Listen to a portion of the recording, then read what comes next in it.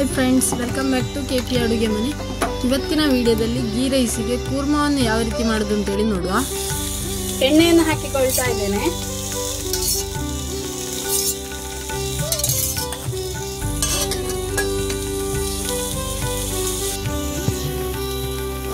ಎರಡು ಕುಂಟೆ ಮೆಣಸನ್ನು ಹಾಕಿಕೊಂಡು ಇದನ್ನು ಫ್ರೈ ಮಾಡ್ತಾ ಇದ್ದೇನೆ.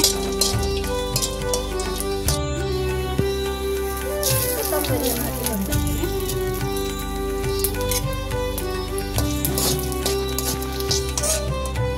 ಜೀರಿಗೆ, ಕರಿಮೆಣಸು, ಚಕ್ರ ಮೊಗ್ಗು, ಶುಂಠಿ, ಚಕ್ಕೆಯನ್ನು ಹಾಕಿಕೊಂಡು ಫ್ರೈ ಮಾಡ್ತಾ ಇದ್ದೇನೆ.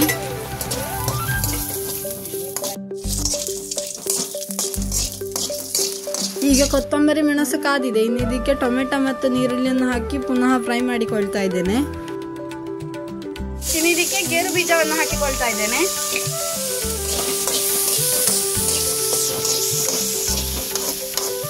ನೋಡಿ, ಈಗ ಗೋಲ್ಡನ್ ಕಲರ್ ಆಗಿ ಫ್ರೈ ಆಗಿದೆ.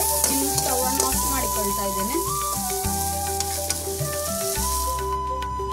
ಈಗ ಕೂರ್ಮಕ್ಕೆ ಮಸಾಲೆಯನ್ನು ರುಬ್ಬಿಕೊಳ್ಳಿಕ್ಕೆ ಮೊದಲಿಗೆ ತೆಂಗಿನಕಾಯಿಯನ್ನು ಹಾಕಿಕೊಳ್ತಾ ಇದ್ದೇನೆ.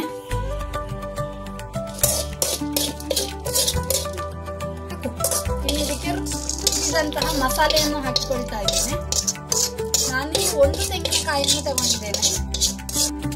ಇನ್ನು ಇದಕ್ಕೆ ಕೊತ್ತಂಬರಿ ಸೊಪ್ಪು ಮತ್ತು ಹಸಿಮೆಣಸನ್ನು ಹಾಕ್ತಾ ಇದ್ದೇನೆ. ಇನ್ನು ರುಬ್ಬಿಕೊಳ್ಳಿಕ್ಕೆ ಸ್ವಲ್ಪ ಇದಕ್ಕೆ ನೀರನ್ನು ಹಾಕಿಕೊಳ್ತಾ ಇದ್ದೇನೆ.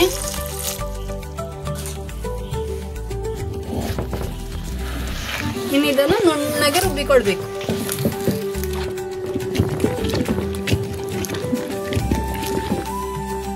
ನೋಡಿ, ಈಗ ಮಸಾಲೆ ನೈಸ್ ಆಗಿದೆ. ಈಗ ಮಿಕ್ಸ್ಡ್ ತರಕಾರಿ ಚೆನ್ನಾಗಿ ಬೆಂದಿದೆ. ಇನ್ನು ಇದಕ್ಕೆ ರುಬ್ಬಿಕೊಂಡ ಮಸಾಲೆಯನ್ನು ಹಾಕಿಕೊಳ್ತಾ ಇದ್ದೇನೆ.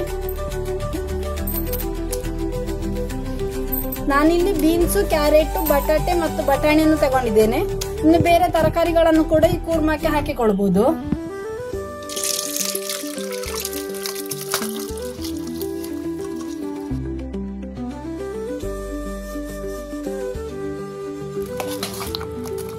ಇದನ್ನೀಗ ಚೆನ್ನಾಗಿ ಮಿಕ್ಸ್ ಮಾಡಿಕೊಳ್ಳುವ.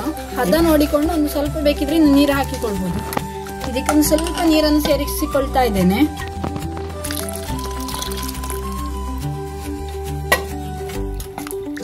ಇನ್ನು ಇದನ್ನೊಂದು ಕುದಿಸಬೇಕು.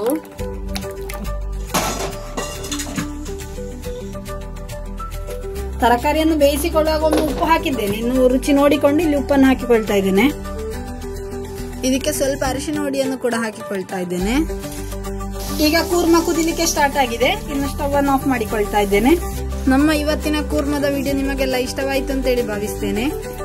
Thank you for watching. Keep supporting us.